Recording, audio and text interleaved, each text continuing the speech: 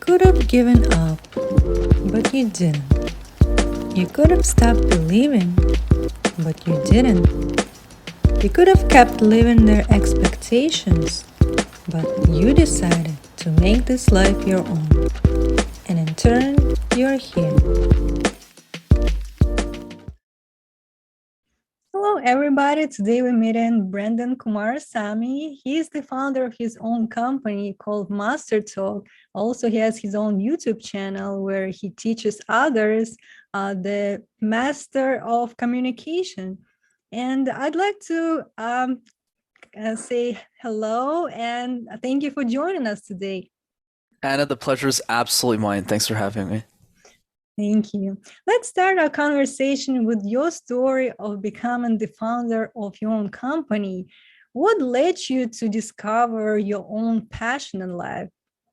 For sure. For me, it all started in business school, which is probably not the best place to start cool ideas, but that's where I started.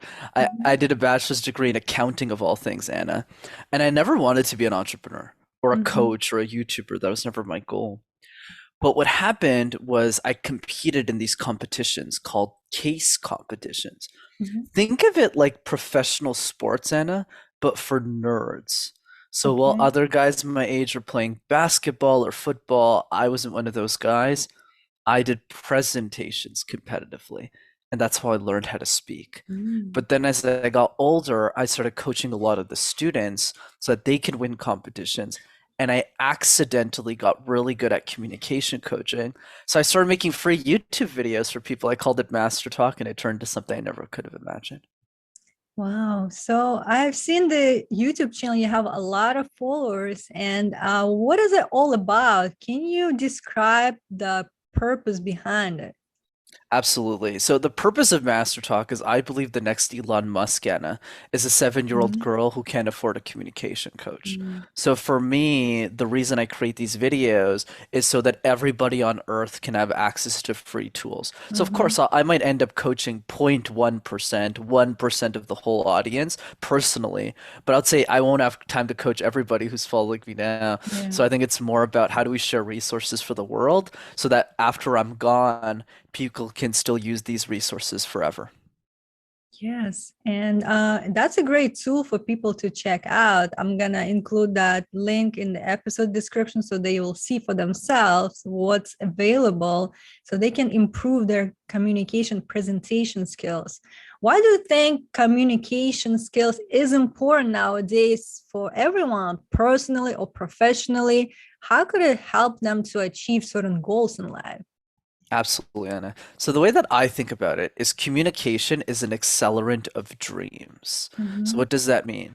Regardless of what we want to achieve in our life, communication helps us get there faster. So let me yeah. give you a few examples of this, which is 3 questions. One, what is it that we desire in our life? It could be getting a job promotion, building a business. It could be being a better mother for our children, being a better Mhm, father, being a better family member, making new friends. What do we desire? Then question two is, for what we desire in life, who already has what we want?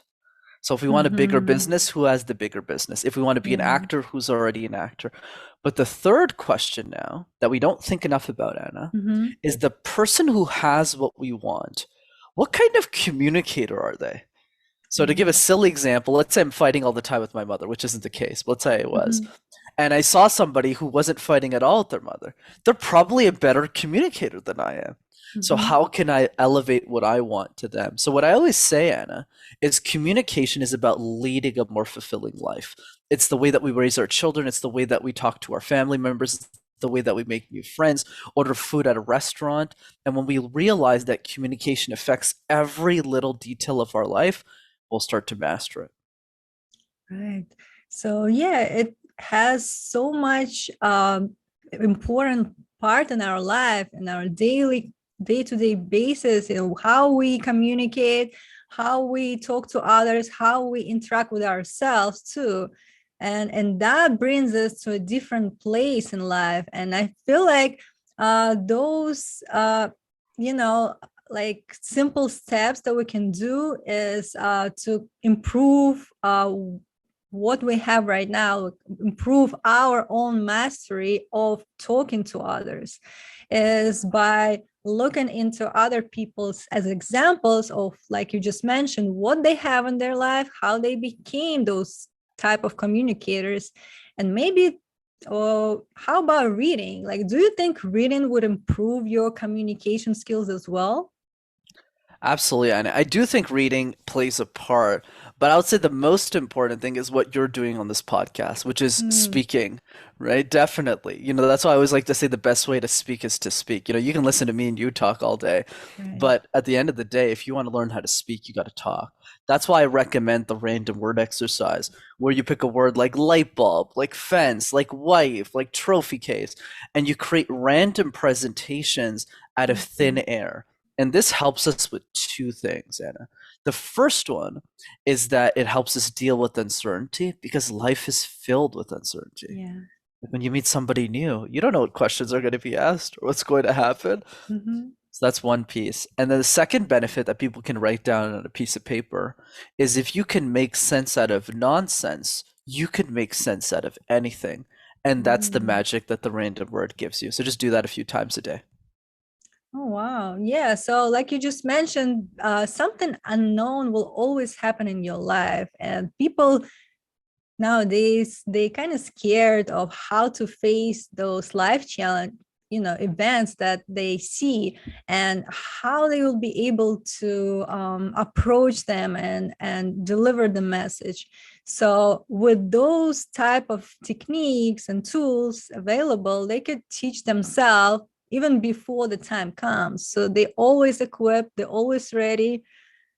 So it's just gonna be like improvising. But for you to get to that level, you have to train yourself to practice more. The more you practice, the better you getting at it. And again, like with speaking, and I would say public speaking, that's where it becomes the scariest. Like when somebody is looking at you, you're on a stage, you're presenting, you have to deal with your own emotions at the moment, and at the same time to being on point of what you're trying to deliver.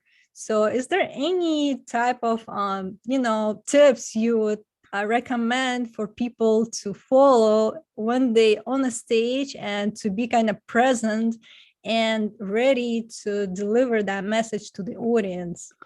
For sure, Anna. So there's two parts then. You summarized it very well. So the first part is, hey, like I'm scared of this presentation. How do I do this? And the other piece is structure. So let's Mhm. handle the structure first, which is simply this. If you could do the random word exercise, you can do a prepared speech. Like think about it.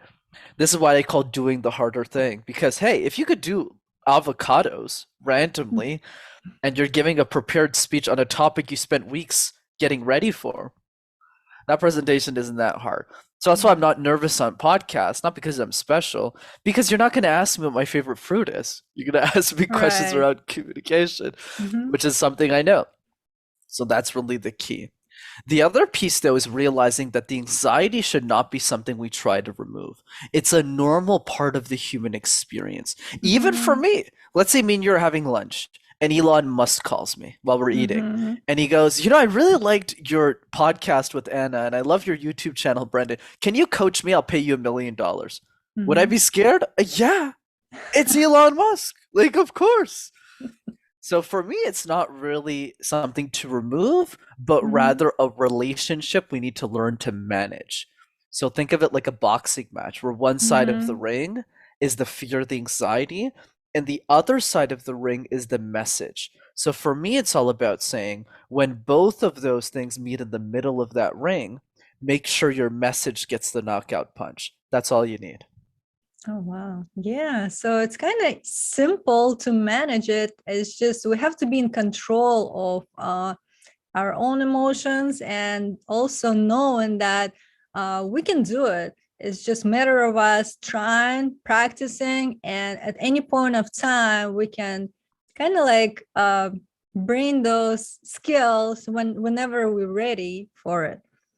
And I would like to touch upon, people who still struggling nowadays to find their own passion in life, and they feel unsatisfied or maybe like stuck in their careers.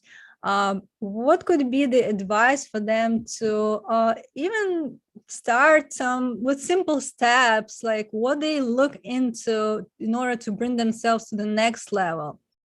Absolutely, Anna. Fantastic question. I would say replace your passions with the decisions. I'm a great example of somebody, Anna, who didn't really have a passion and who discovered it later in life. Let me explain. So Yeah. when I was 12 years old, I wasn't thinking about, hey, how do I save the world? How do I get on a podcast with Anna? That was not the goal. I just wanted to get out of poverty. So I was just like, okay, what Mm, pays a lot of money that will make me successful? So I looked at my report card and I was 12 years old when the career yeah. counselor asked us, hey, what do you want to do in life? Everyone else said astronaut or stand-up comedian or Mm-hmm. actress or something. I was like, that's not going to work. So I looked at my report card and I noticed I was really good at mathematics Mm, and I was bad at everything else. So I didn't ask myself what I was passionate about. Because you can be passionate about anything. Your dog, your cat, your house, like you can be passionate about anything. But you can't yeah. monetize that. So this is why Gay Hendricks calls it the zone of excellence. So find something that you're really, really good at that you can get paid to do. Start there, because that's Mm-hmm. easier to optimize. But don't end there. So what does that mean? Mm, So from the ages of 12 to 19, my only focus was being an accountant. So mm-hmm. then I got to business school. I wanted to work for one of the big four accounting firms, PricewaterhouseCoopers, Deloitte, Ernst and Young. Yeah. And I started talking to the interns. And I said, Mm-hmm. hey, how did you get a job here? And they all said case competitions. And I looked at them and I Mm, said, what's a case competition? They said, oh, yeah, if you do these case competition, Brendon, you'll get the job that you want. So I said, perfect.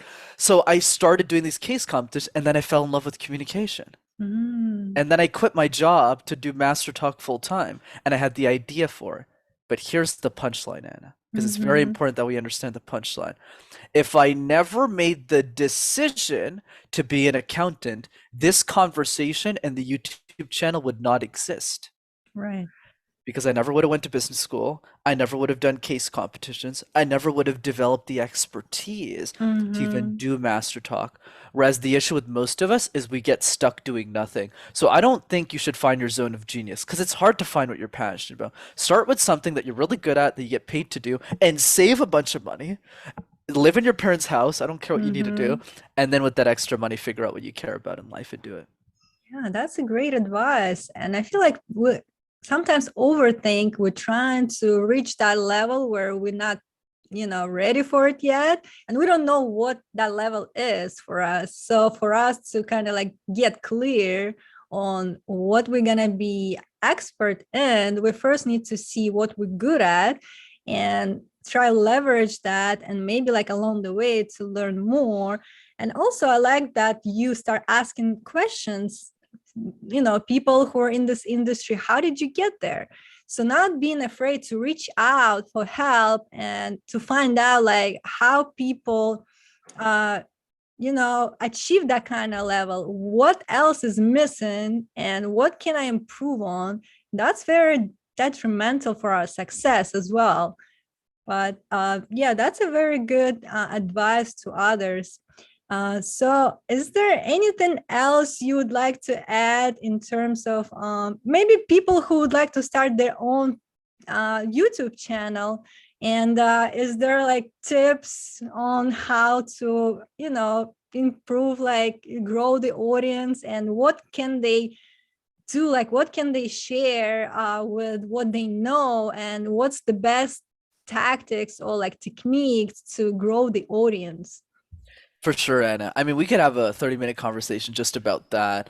But here's kind of the basics. Mm-hmm. I call it the 520 rule.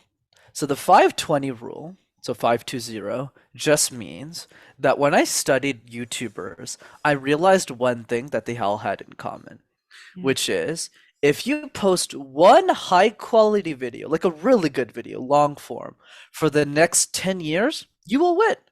Mm, Except the problem is that most people never make it 10 years. So my mindset when I started the channel, which you need to have, or else you can't really succeed on YouTube right. specifically, or even podcasting, I would argue is the same, Mm-hmm. is if you're not willing to do this for 10 years, it's probably not worth doing for 10 minutes. Yeah. So in other words, my recommendation is always make a few videos and see if you like it. So for me, what it's been about is saying, you know what? I need 520 videos to win here. So let me produce one video a week, and I haven't missed in 4 years. So that's actually a big reason why I was successful. And then the other piece is I solved a problem in the marketplace. I don't think there was anyone before me who was sharing free communication videos that were practical and effective and free for the Right. younger generation. I don't think anyone was doing it. So I think that helped as well. Right. So you have to find kind of like your own niche and be unique in the way you're presenting or what you're delivering. And like you said, consistency is important. You have to know you're here for the long haul. It will take time. We're not talking about overnight success. So with you making, releasing those videos consistently, once a week, 2 times a week, wherever that for you, that's important. And then you will see the compound effect of what you're doing today for the next few years. So that's something people should take seriously in terms of starting a new, whatever, like podcast or YouTube channel, or just their own like company. Everything applies in the same type of principle. And yeah, I feel like this is a good conversation that we had today, and a lot of people would benefit by looking at your videos, because you just mentioned like it's something never done before. Practical, useful tips for them to just improve their professional or personal life, and communication comes a long way.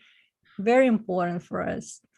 And thank you so much for sharing your wisdom and thoughts. And I'd like to say thank you and enjoy your day. Absolutely, Anna. Thanks so much for having me. It was such a All pleasure. right. Okay. I hope you enjoyed this episode. And if you did, hit the subscribe button and share it with others. Stay tuned.